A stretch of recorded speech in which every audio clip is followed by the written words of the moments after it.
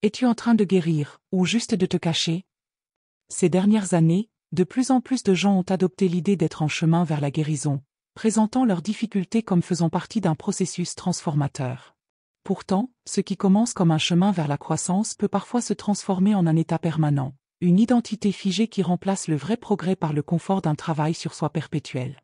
Cette vidéo examine comment la quête de guérison et de découverte de soi peut subtilement passer d'un moyen de récupération à une fin en soi, devenant un piège psychologique qui entrave un véritable changement.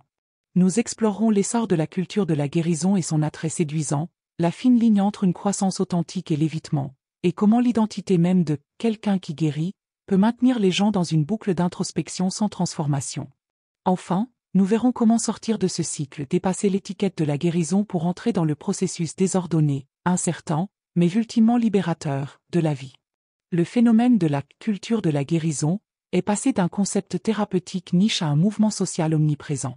Au cours de la dernière décennie, nous avons assisté à la normalisation du langage thérapeutique dans les conversations quotidiennes, où des termes comme « déclencher », « abus narcissique » et « style d'attachement » sont entrés dans le vocabulaire courant. Ce changement reflète à la fois des progrès positifs dans la sensibilisation à la santé mentale et une marchandisation plus troublante de la souffrance psychologique. Les plateformes de réseaux sociaux ont amplifié cette tendance, avec des infographies Instagram simplifiant des théories complexes sur le trauma en carré digeste et des thérapeutes TikTok distribuant du contenu pseudo-diagnostique à des millions de personnes. L'esthétisation de la guérison est particulièrement frappante. Ce qui était autrefois un processus privé, souvent douloureux, est devenu performatif, une compilation soignée de pages de journal, de retraites de yoga et de confessions larmoyantes sur un parcours de guérison. Les influenceurs emballent leur croissance personnelle en contenu marketable, vendant l'idée que la guérison a une certaine apparence, esthétiquement plaisante, émotionnellement dramatique, et surtout, jamais tout à fait terminée. L'industrie du bien-être en a profité, transformant l'introspection en produit des journaux de « shadow work » à $75 aux retraites de luxe pour trauma. Cette commercialisation soulève des questions cruciales. Quand la guérison devient-elle une marque de mode? Et que se passe-t-il quand les gens jouent la récupération plutôt que de réellement récupérer? L'identité de guérison offre des réconforts psychologiques profonds qui la rendent difficile à abandonner. Pour beaucoup, adopter l'étiquette de « personne en rétablissement » fournit un cadre protecteur pour comprendre les défis de la vie. Cela crée un tampon contre l'échec, la stagnation professionnelle devient « avoir besoin de temps pour guérir ». Les problèmes relationnels se transforment en « travailler sur ses blessures d'attachement ». Ce recadrage n'est pas intrinsèquement négatif, mais lorsqu'il est surutilisé, il peut devenir un moyen d'éviter de prendre la responsabilité du changement. Le sentiment de communauté trouvé dans les espaces de guérison est particulièrement puissant. Les groupes de soutien en ligne et les communautés pseudo-thérapeutiques offrent ce que la vie moderne manque souvent, une acceptation inconditionnelle de ses parts brisées. Cependant, ces espaces peuvent renforcer involontairement les identités de victimes via ce que les psychologues appellent le lien traumatique compétitif, où les membres rivalisent inconsciemment de souffrance pour prouver leur légitimité. Il y a aussi la hiérarchie séduisante de la conscience, l'hypothèse tacite que ceux qui font le travail intérieur le plus intensif sont en quelque sorte moralement ou spirituellement supérieurs à ceux qui ne le font pas. Peut-être le plus convaincant est comment le récit de guérison donne de l'ordre au chaos. Les cerveaux humains recherchent des histoires cohérentes, et « je guéris d'un trauma X » satisfait ce besoin mieux que « parfois la vie est douloureuse sans raison ». Le danger survient quand cette histoire se solidifie en une mythologie personnelle qui définit toute une identité, rendant psychologiquement risqué de jamais se déclarer « guéri ». Reconnaître quand la guérison devient stagnation demande une honnêteté brutale envers soi-même. Un indicateur flagrant est ce que les psychologues appellent l'addiction à l'auto-assistance, consommer constamment du contenu thérapeutique sans le mettre en pratique. C'est l'équivalent intellectuel de lire des magazines de fitness sans jamais aller à la salle. Le cerveau obtient le shoot de dopamine du travail sur soi, sans l'inconfort d'un vrai changement. Un autre signe avant-coureur est la fusion identitaire au trauma, où les diagnostics ou blessures passées deviennent centraux à l'image de soi. Des phrases comme « je ne peux pas parce que j'ai un attachement anxieux » ou « mon PTSD ne me laisse pas faire » commencent comme des explications mais peuvent devenir des condamnations à vie. Tout aussi problématique est l'utilisation du langage de guérison comme bouclier contre les opportunités de croissance, se préparer perpétuellement à vivre plutôt que de vivre. La thérapie et l'écriture personnelle, bien qu'inestimables, peuvent devenir des formes d'évitement si surutilisées. Certains clients développent ce que les thérapeutes appellent la paralysie d'analyse, passant des années à explorer des blessures d'enfance tout en évitant des décisions présentes. Il y a aussi le piège du recyclage émotionnel, revisiter les mêmes points douloureux en thérapie ou dans son journal sans développer de nouvelles stratégies d'adaptation ou changements comportementaux. La ligne entre introspection productive et évitement est dangereusement fine.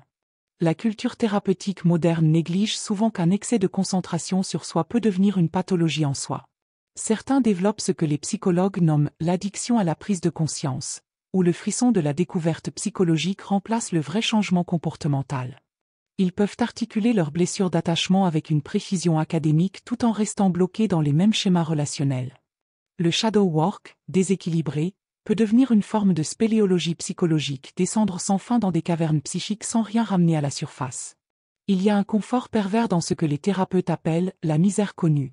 La douleur familière des vieilles blessures semble souvent plus sûre que l'incertitude terrifiante du changement. Ceci explique pourquoi certains résistent inconsciemment à terminer leur thérapie. Guérir menace l'identité même qu'ils ont construite autour de leur souffrance. Le piège de la mentalité de victime est particulièrement insidieux. Bien que valider la douleur passée soit crucial, certains développent ce que les psychologues appellent l'impuissance apprise, où chaque nouveau défi est filtré à travers le prisme d'un trauma passé. Le cerveau, cherchant des schémas reconnaissables, commence à trouver des preuves des mêmes vieilles blessures partout, créant une prophétie autoréalisatrice de souffrance. Sortir de la boucle de guérison demande une restructuration consciente de l'identité. La première étape est de recadrer la guérison comme un processus fini avec un terme, pas un état éternel. Cela signifie passer de « je guéris » à « j'intègre ce que j'ai guéri ». La recherche psychologique montre que ceux qui considèrent leur croissance comme achevée démontrent en fait plus de résilience que ceux coincés en mode « travail en cours » perpétuel. L'activation comportementale, la technique thérapeutique de « agir pour bien penser » est cruciale. Cela peut impliquer de planifier un temps d'inquiétude plutôt que de tout analyser constamment, ou d'appliquer la règle des 72 heures. Si une prise de conscience survient, vous avez 3 jours pour agir concrètement avant qu'elle ne devienne qu'une note mentale de plus. Créer une identité post-guérison demande d'imaginer qui vous seriez sans votre histoire de souffrance. Les techniques de thérapie narrative peuvent aider à réécrire son histoire de vie de « survivant héroïque » à « humain complexe ». Cela ne nie pas la douleur passée, mais refuse de la laisser monopoliser l'avenir. Enfin, le but est la réintégration, incorporer les leçons de la guérison dans la vie ordinaire. Comme le notait le psychologue Carl Rogers, la bonne vie ne consiste pas à être parfaitement ajustée, mais à être pleinement engagée dans le processus de devenir. La vraie guérison se révèle non pas dans comment on parle de son parcours, mais dans comment on vit ses jours de manière désordonnée, courageuse, et libre du besoin de ressasser ses blessures. Guérir est nécessaire, mais ce n'était jamais censé devenir une identité permanente. Quand nous transformons le processus en mode de vie, nous risquons de nous piéger dans un cycle sans fin d'auto-analyse qui nous empêche de vraiment vivre. Les outils censés nous libérer, thérapie, introspection, travail sur les traumas, peuvent devenir les chaînes qui nous attachent à notre passé si nous refusons d'aller au-delà. Alors demandez-vous honnêtement, suis-je encore en train de guérir, ou ai-je élu domicile dans ma guérison?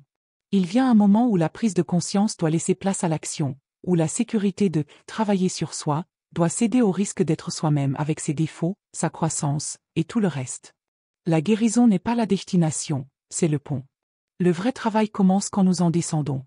À un certain point, la blessure n'est pas censée être ton histoire, elle est censée être ta cicatrice.